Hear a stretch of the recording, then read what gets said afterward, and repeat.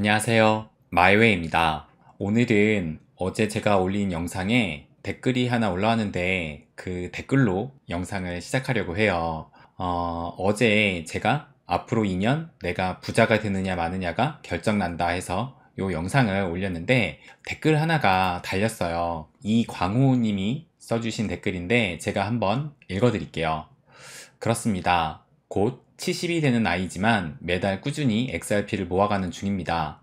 몇 가지 암호화폐를 가지고 있지만 여러분들의 도움으로 리플에 확신이 들어 연금으로 투자하고 있습니다. 30년 전에 놓친 인터넷 기회를 디지털 세상에서 만회할 수 있으리라 확신합니다. 관심이 있는 여러분도 여윳돈으로 적당히 투자해서 경제적 자유를 누리시길 기대합니다. 라고 이렇게 댓글을 남겨주셨어요. 곧 이른이 되는 나이라고 이렇게 말씀을 해주셨는데 이 나이를 생각해 보니까 저의 아버지가 생각나더라고요.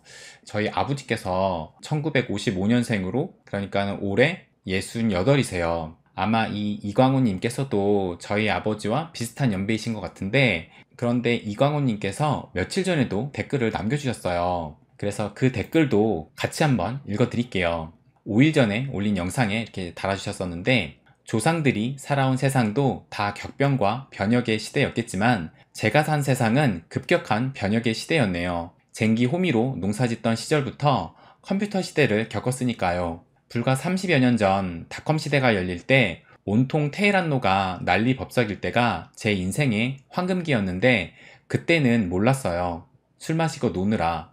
그런데 이제 블록체인 세상을 보고는 저 세상으로 가나 봅니다. 느금하게 찾아온 찬스인데 많이 벌어봐야 쓸데도 없을 것 같아 크게 기부할 때나 있으면 좋겠고 또 기부할 수 있을 정도의 수익은 있을 거라 여겨집니다. 세상 참 빠르게 변하네요. 벌써 70이 내일 모레라니 라고 이렇게 또 댓글을 남겨주셨어요. 내일 모레 70이라고 말씀하신 거 보니까 정말 딱 저희 아버지와 같은 나이일 수도 있겠다라는 생각이 듭니다.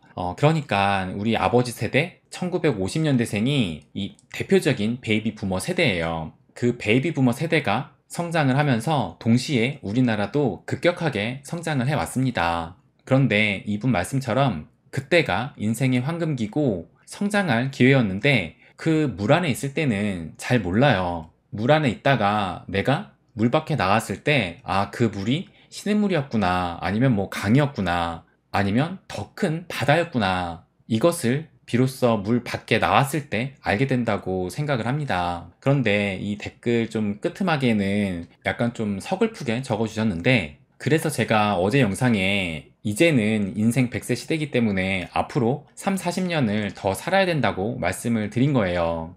이 닷컴 버블이 2000년도에 일어난 거잖아요.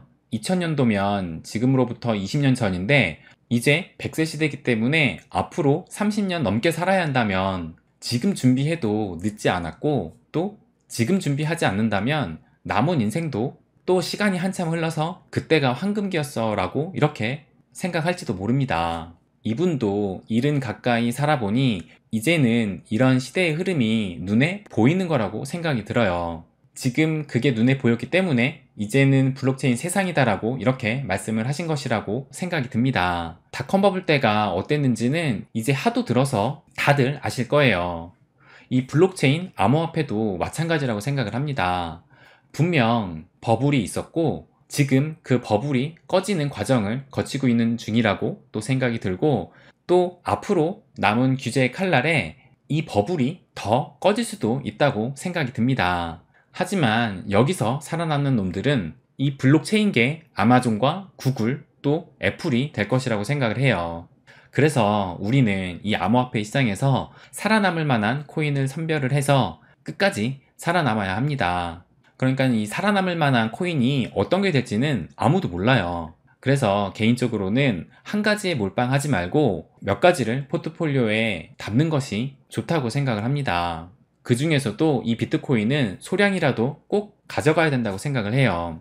그래서 저 같은 경우는 이 메인 포트폴리오는 따로 두고 이 사이드 포트폴리오를 함께 가져가는 전략으로 가지고 가면서 계속 리밸런싱을 할 계획이에요.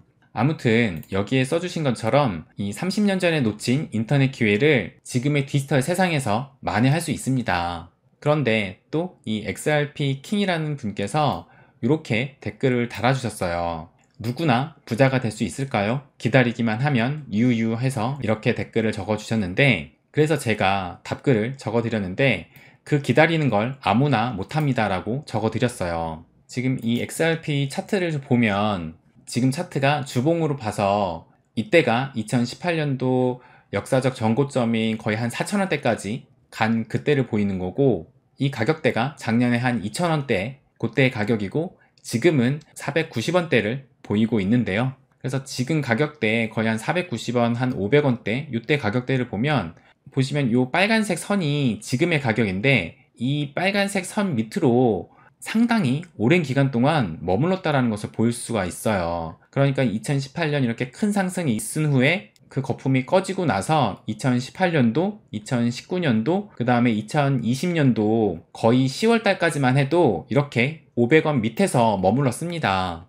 그러다가 2020년 말에 이제 스파크 토큰이 에어드랍 되는 그 일정을 앞두고 나서 이런 상승이 나왔어요. 그래서 이때가 거의 한 300원대에서 900원대까지 오르면서 좀 큰 상승이 있었는데, 그러다가 2020년 12월 크리스마스를 앞두고 이 SEC에서 리플은 증권이다라는 이 소송을 걸게 됩니다. 그리고 나서 가격이 급락을 해가지고 200원대, 100원대까지도 터치한 것으로 제가 기억을 해요. 뭐 예전 영상에서 한번 말씀드렸지만 이 소송은 SEC와 이더 재단과의 뭔가 XRP 죽이기 음모가 있었다고 생각을 합니다. 아무튼 그 이후로 전체적인 시장이 살아나면서 리플도 2,000원대까지 갔다가 다시 시장이 죽으면서 지금의 이 400원, 500원대까지 추락을 한 거예요. 그리고 현재 이 고점을 연결하면 이렇게 삼각 수렴 중에 있고, 이 삼각 수렴도 어느 정도 그 끝이 보이려고 합니다. 그러면 아까 그 댓글을 다시 읽어보면 누구나 부자가 될 수 있을까요? 기다리기만 하면, 요것을 생각을 해볼 때 지금 이 490원대 가격에서 만약에 1000원대까지가 오르면 지금 XRP를 홀딩하는 사람들의 한 30%는 매도를 할 것이라고 생각을 하고, 또 여기에서 2,000원만 돼도 아마 절반은 매도할 것이라고 생각을 해요. 그리고 또 작년에 최고점인 2,500원을 넘어서 또 3,000원을 넘게 되면 아마 지금 가지고 있는 거의 대부분이 매도를 할 것이라고 생각을 합니다. 그리고 그때 그 3,000원이라는 가격에 사는 사람들은 이 1,000원대에서 아니면 이 2,000원대에서 팔고 나간 사람이 더 오르니까 아 이제는 진짜 가겠구나 라고 생각을 해서 이 포모 온 사람들이 다시 이 3,000원이라는 가격에 사게 되고, 또 그럴 때면 아마 전체적인 암호화폐 시장이 다시 한번 불장이 왔을 때라고 생각을 하면서, 그러면은 이 언론에서 암호화폐 시장이 또 미친 듯이 오르기 시작한다라는 이런 얘기를 듣고 이전에는 전혀 관심도 없다가 새롭게 발을 들여놓은 사람이 이 가격에 들어와서 사게 될 것이라고 생각을 합니다. 그렇기 때문에 기다리기만 하면 부자가 될 수 있을까요? 라는 질문에 저의 생각은 당연히 기다리면 부자가 될 수 있지만 그 기다리는 것을 아무나 못한다고 말씀드리고 싶어요. 그래서 제가 예전부터 말씀드렸던 것 중에 하나가 누구나 부자가 될 수는 있지만 아무나 부자가 되지 못한다라고 말씀을 드린 겁니다. 그렇다고 해가지고 천년만년 홀딩을 하는 것이 아니에요. 내가 목표가를 세우고 그 목표가가 근접한 시점부터는 분할 매도를 해야 된다고 생각을 합니다. 물론 이 매도에 대해서는 저도 큰 비용을 치러가면서 많이 배웠습니다. 하지만 앞으로도 기회는 계속 찾아올 거예요. 지금 이렇게 크게 빠졌다라는 것은 앞으로도 다시 크게 오를 수 있다는 얘기입니다. 그렇기 때문에 지금처럼 가격이 쌀 때 수량을 모아서 나의 목표가가 올 때 분할 매도를 하는 게 중요하다고 생각을 해요. 그런데 이 목표가는 나의 평단, 자산 규모, 보유 물량 이런 개인의 여건이 다 다르기 때문에 이 목표가 역시 다를 수밖에 없습니다. 그래서 내 상황에 맞는 목표가를 세우고 그거에 따라서 계획적인 매수와 계획적인 매도가 필요하다고 저는 생각을 합니다.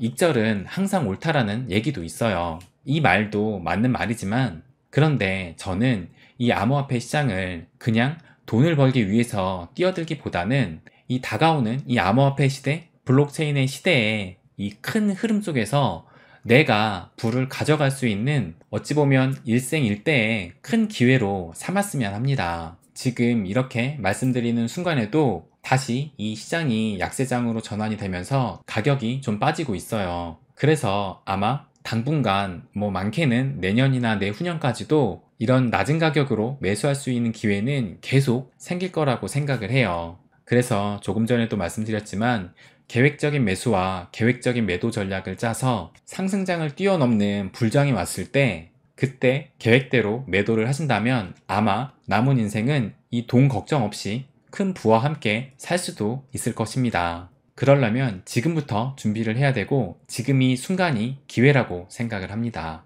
네, 그럼 오늘은 여기까지 하겠습니다.